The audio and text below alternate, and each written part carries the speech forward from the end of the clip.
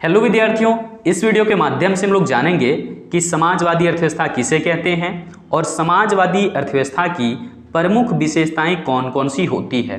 तो इस बात को ध्यान रखिएगा कि समाजवादी अर्थव्यवस्था को अंग्रेजी में सोशलिस्ट इकोनॉमी कहा जाता है। अब ये सोशलिस्ट इकोनॉमी क्या है या फिर समाजवादी अर्थव्यवस्था क्या है, आइए समझते हैं। यहाँ पर देखिए हमने एक बहुत ही सुंदर सा परिभाषा लिखा हुआ है। क्या लिखा है, ध्यान दीजिएगा। कह रहे हैं कि वह आर्थिक प्रणाली जिसके अंतर्गत उत्पादन के साधनों, उत्पादित वस्तुओं एवं सेवाओं तथा धन के विनिमय एवं वितरण पर सार्वजनिक क्षेत्र यानी कि पब्लिक सेक्टर का स्वामित्व एवं नियंत्रण होता है, उसे समाजवादी अर्थव्यवस्था कहते हैं। मतलब मान लीजिए कि एक ऐसे देश या फिर ऐसे क्षेत्र की बात हम कर रहे हैं जिसके अंतर्गत जो भी उत्पादन का साधन है, चाहे तो भूमि हो, मजदूर हो, पूंजी हो, ईंधन हो या फिर इसी तरीके से कच्चे माल और अन्य भी जितने उत्पादन के साधन होते हैं, उन सभी उत्पादन के साधनों पर सार्वजनिक क्षेत्र का यानी कि पब्लिक सेक्टर का स्वामित्व एवं नियंत्रण बना रहता है। ठीक इसी तरीके से पूरे देश के भीतर जो भी वस्तु या जो भी सेवा तैयार होता है उस पर भी सार्वजनिक क्षेत्र का ही स्वामित्व और नियंत्रण रहता है। ठीक इसी तरीके से इस पूरे देश के भीतर जो भी धन या संपत्ति या संसाधन हैं उन सब का विनिमय और वितरण भी सार्वजनिक क्षेत्र द्वारा ही किया जाता है।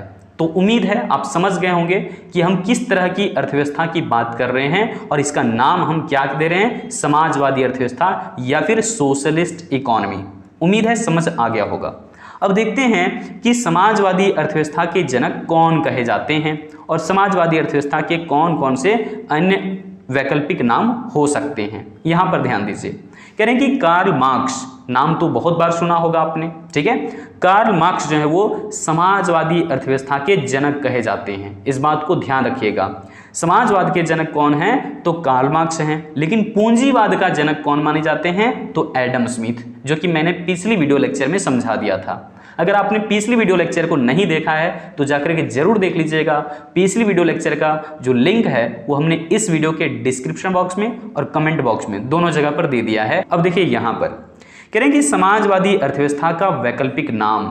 तो देखिए एक व्यक्ति का जिस तरीके से अलग अलग नाम हो सकता है, ठीक उसी तरीके से समाजवादी अर्थव्यवस्था के भी कई सारे नाम हैं जो कि हमने यहाँ पर लिखा हुआ है। देखिए समाजवादी अर्थव्यवस्था को हम लोग केंद्रीय नियोजित अर्थव्यवस्था भी कहते हैं। सरकार ही यहाँ पर आर्थिक नियोजन करती है, इकोनॉमिक प्लानिंग करती है और पूरी तरीके से अर्थव्यवस्था को व्यवस्थित करने का काम करती है, जिससे कि पूरे देश में अमीरों और गरीबों के बीच में बहुत ज़्यादा अंतर ना रहे, यानी कि हम आर्थिक असमानता को दूर करने की बात यहाँ पर करते हैं। उम्मीद है समझ आ गया होगा। दूसरा नाम है केंद्रीयकृत अर्थव्यवस्था, मतलब सेंट्रलाइज्ड इकोनॉमी।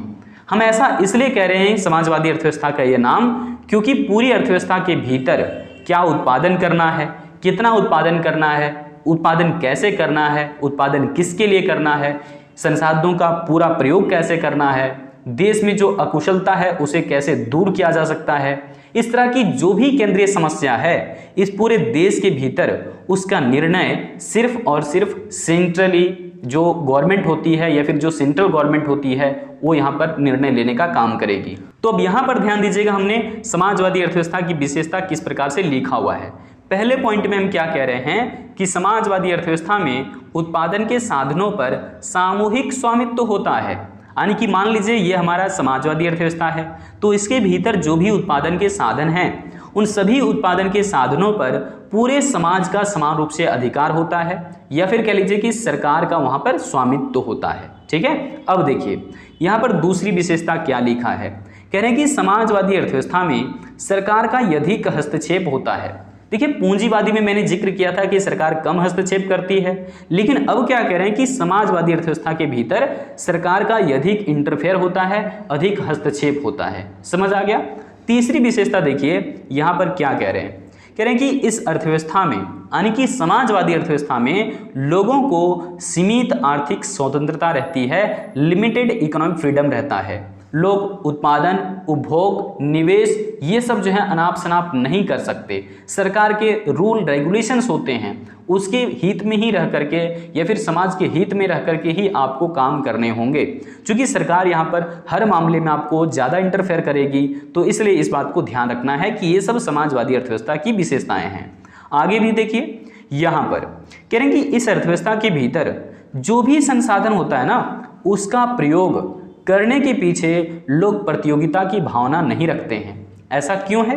क्योंकि हमने कहा पूरे संसाधन के ऊपर में सरकार का जो है स्वामित्व है, पूरे समाज का समान रूप से अधिकार है।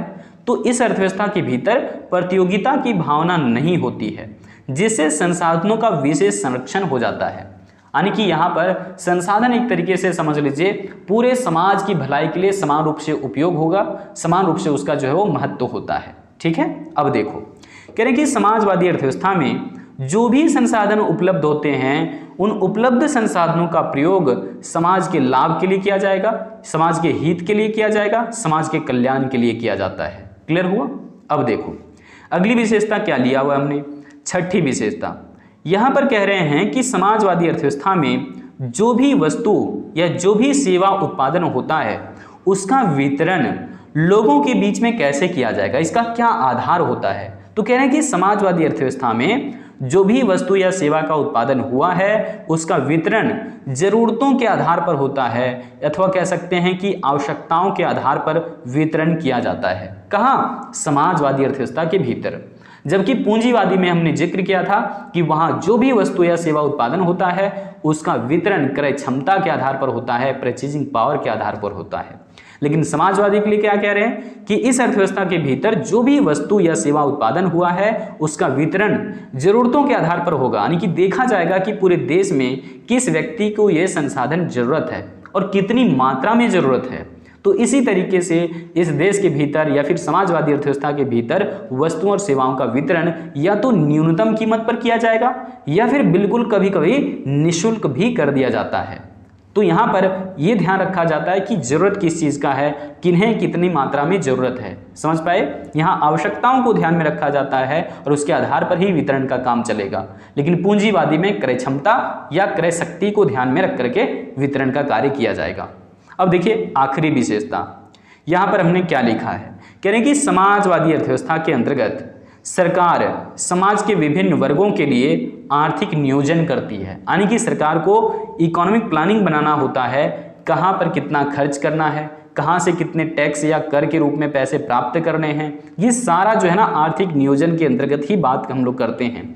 और आर्थिक नियोजन करके सरकार जो है ना एक निश्चित अपने जो उद्देश्य होते हैं उसको पूरा करना चाहती है, और अपनी ज़रूरत को पूरा करने के लिए, फिर अपनी आवश्यकता को पूरा करने के लिए या फिर समाज की भलाई करने के लिए सरकार आर्थिक नियोजन करती है। और इसी वजह से समाजवादी अर्थव्यवस्था को हम लोग केंद्रीय नियोजित अर्थव्यवस्था कहेंगे, यानी कि सेंट्रली प्लान्ड इकोनॉमी कहेंगे। समझ आ गया होगा? अब देखिए कौन कौन से उदाहरण हो सकते हैं।